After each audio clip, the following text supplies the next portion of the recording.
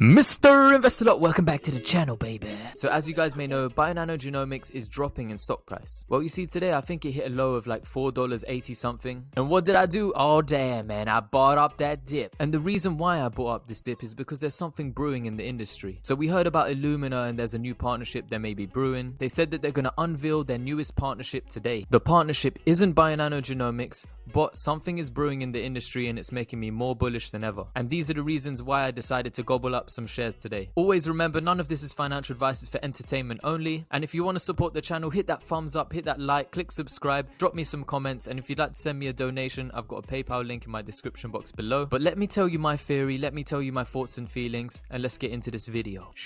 So earlier on this month, on November the 11th, Eric Topol, who is a famous cardiologist, scientist, and author, he dropped a tweet about this study. This study was regarding Genomics England and the New England Journal of Medicine. And within this tweet, he said, a landmark paper in the era of human genome sequencing, diagnosing rare diseases in 535 people from over 2,000 families. 60% of the diagnosis would have been missed by existing medical workups. Some of these diseases are intellectual disability, neurological or neurodevelopmental disorder. There was something roughly like 160 different diseases. This study was done as part of the 100,000 Genomes project, which is going on in the UK, where what they're doing is they're investigating the role of genome sequencing in patients who have undiagnosed rare diseases. Now, the conclusion of their study, the pilot study, was that genome sequencing in a national healthcare system showed an increase in diagnostic yield across a range of rare diseases. And this study is also conducted by Genomics England. Genomics England back in January 2020 and ILLUMINA partnered to deliver whole genome sequencing for England's NHS Genomic Medicine Service. The agreement and the promise was to deliver up to 300,000 whole genome equivalents over 5 years, and this could be extended and increased to 500,000 whole genomes. And not only does the 100,000 Genome Project focus on rare genetic diseases, but it also looks at cancer. So now Joe Butler from Genomics, the UK sales manager, said that he reread this paper, and upon analyzing it, he was just showing some figures from the paper.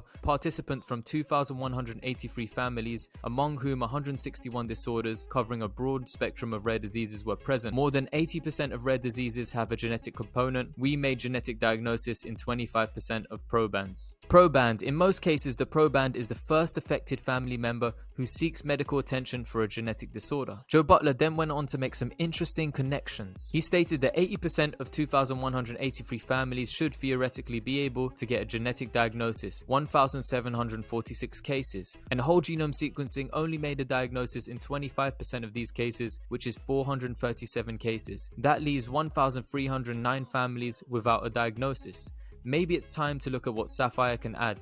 Quoting the article, our approach is limited to diagnoses that are readily made by means of short-read genome sequencing.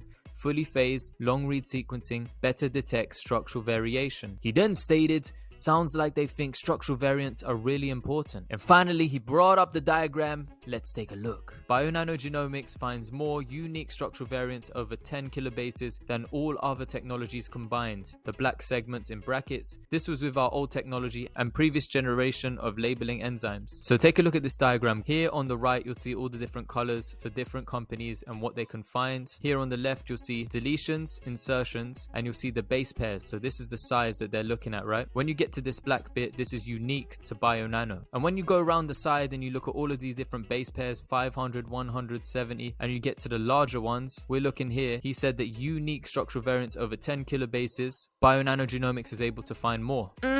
And Joe is still one of the cowboys, baby. Deo said, Joe is back. And Joe said, never left, baby.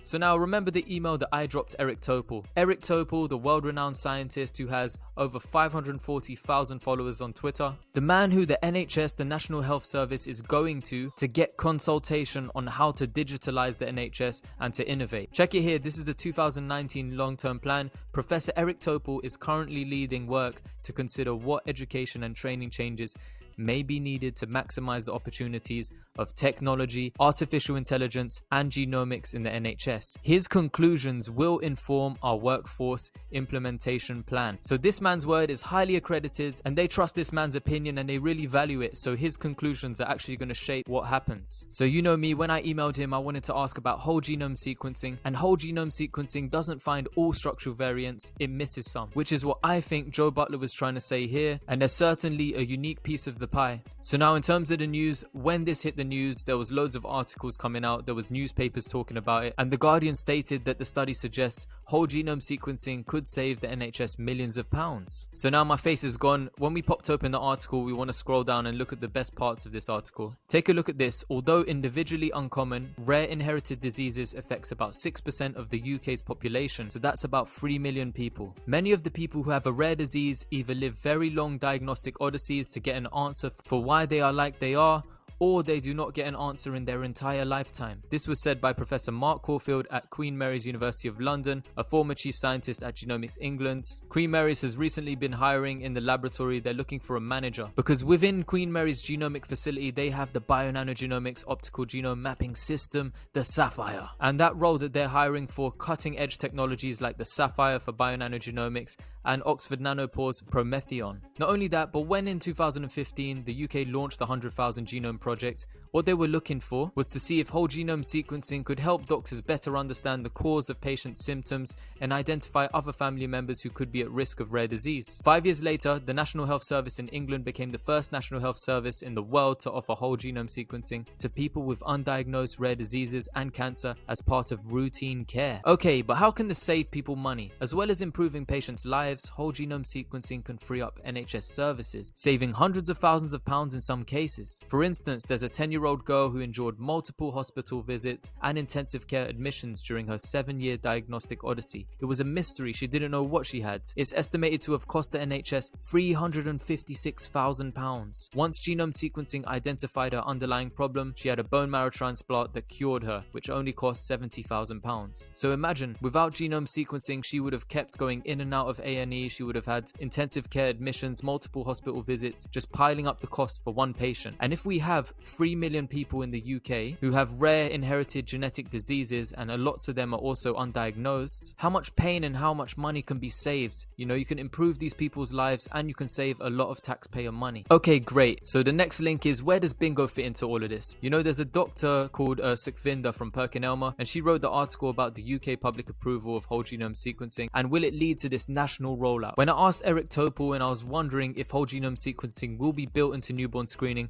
within the NHS and if innovative long-range technologies can help find structural variants that whole genome sequencing misses, like long reads or optical genome mapping. This man just said yes times 3. Yes, yes, and yes. Now take a look at this article published the 23rd of September 2021. This is a nature.com article and it's talking about the application of full genome analysis to diagnose rare monogenic disorders. It spoke about the problem the genetic tests for rare diseases provide a diagnosis in only a modest proportion of cases. So here when they were speaking about it, they said exome sequencing does not detect the majority of structural variations. They then spoke about whole genome sequencing, WGS, which is what the NHS is looking to build in.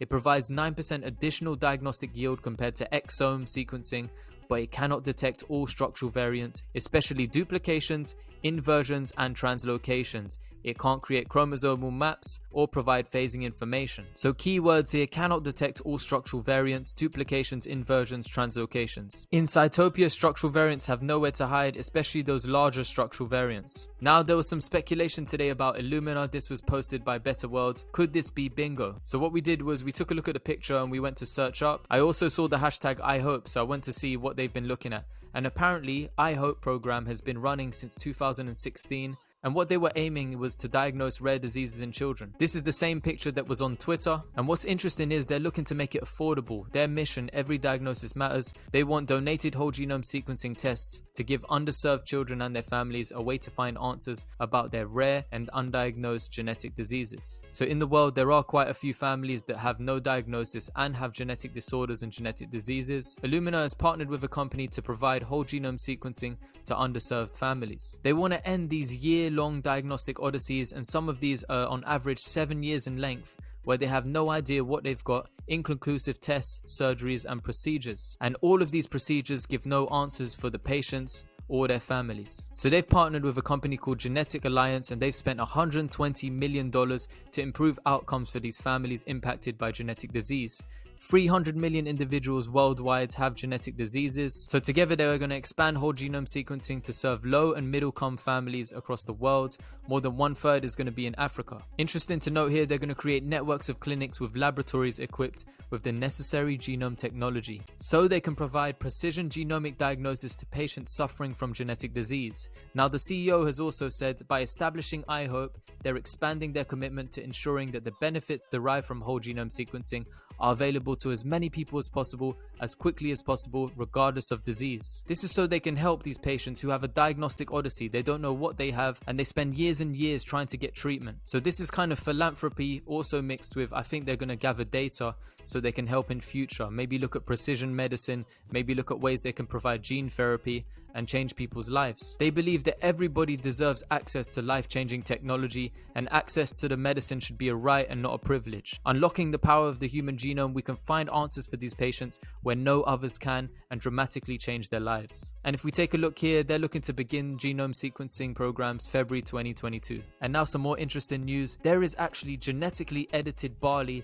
that could better your beer. Thank you for the tag, brother. And now in terms of this beer, in the University of Okayama in Japan, they're offering a solution to create the perfect barley. These guys are using CRISPR-Cas9 based gene editing, and the researchers are ecstatic to have hit gold in their plant biotechnology endeavor. They believe they could successfully produce mutant barley that was resistant to pre-harvest sprouting. And now a study by scientists at Drexel University in Philadelphia, they stated that optical genome mapping could be useful for CRISPR, stating that CRISPR-Cas9 mapping approaches could be particularly useful for applications in defining long-distance haplotydes and pinpointing the breakpoints in large structural variants in complex genomes and microbial mixtures. Yet again, I want to talk about this. This was just released today. Schizophrenia, schizoaffective, bipolar, these kind of disorders run in my family. This was posted on the 15th of November 2021, a medRxiv article, which used bionanogenomics optical mapping data to study into schizophrenia. Now, one interesting thing to note is Illumina was experimenting with our machine as of December 31st, 2020. They were actually on our accounts receivable, and they represented 17% and 10.1% of the company's total accounts receivable balance. But in the most recent 10Q, they didn't mention Illumina in it or Quest Diagnostics. Could this be just because they've paid up? Could they still be using BNGO?